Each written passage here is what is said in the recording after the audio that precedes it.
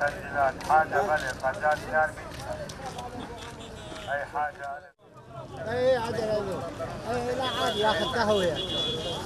نیزگەی 12 ساڵە لەی بازارە ئیشەکەمان ئەمە شوێن بووە ئیسا هاتمەتە عێراکە جاران قاپیە ناکراوە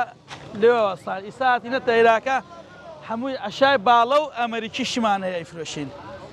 ئەتر ئەڵمانی تێیە و فەڕەنسی تێیە و تێکەڵاوە عەشاکان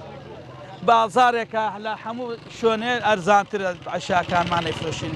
مەلابانگدان دەرەچین لە ماڵ و سعات 12 جار وایە گاتە 12 ئەگەڕینەوە بۆ ماڵ خەڵکەکە زۆر حەزیلێتی بێت وەیرە لەبەرەوەی شتەکان مارکەیە و بە شەرتە ئیدەم ئەوەشی عاتڵ بێ خۆمان بە عاتڵی ئەیفرۆشینەوە هەرزانە سەلاجەیەکریت 300,000 لێرە 75,000 لە 2000 ئەوانە هەر کەس نەبوو لێرە دی عالام فێر بووی سەرۆشتووە سەر جسرەکەی شرەت دەبێ حتە مەندوو دەرۆشتووە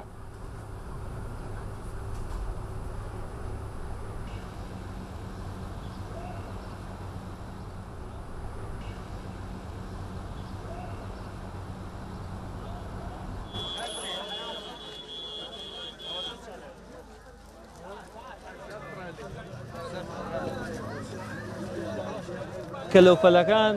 بە تایبەتی ئەمەی مستعملە هەندێک شتیشی نوێش تایە خۆی ئەزانین بازار بە بازاری فەقیر بەناوبانگە بازار ئەوەی شتێکی پێویستە لە شوێنی بە تازەی گرانە تێ لەمێت ئەی دۆزێتەوە بە شتێک کەمترەی کڕێ بە تازەی ڕەنگە پێی نەکرێت بە مستعملی بە هەرزان دەستێکەوێ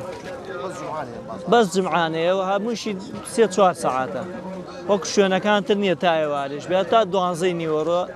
پێش 12 پێش نوێژ خەڵکتر بڵاوی پێکات تێکەڵە ئەمانە ئەوروپیە ئەمریکی تایە بۆنی تایە جلوبەرگ دێنین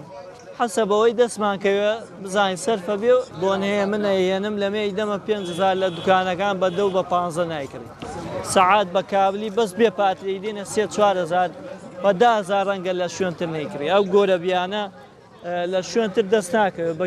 کیلۆی $10 مایکڕین و ئاوا بە مفرە دەیفرۆشین چکە بە حکمەوەی ئەمە بازاری فەقیرە کە خەڵک ئەو پارەی نییە کەوا لە شوێنتر بازاری بکات و ئەمە لە شوێنێتر بڕۆی ڕەنگە بلێت جوتی 2,000 پێت لەوێ بە 500 و بە 750 فرۆشین و هەرزانترە خەڵک لە بەهۆی ئەوەی کەوا نەبوونە و وەت شەزای وەزع چۆنە و وەک جاران نییە ڕاتبوون و چەوەوانیش کەمەوە بوو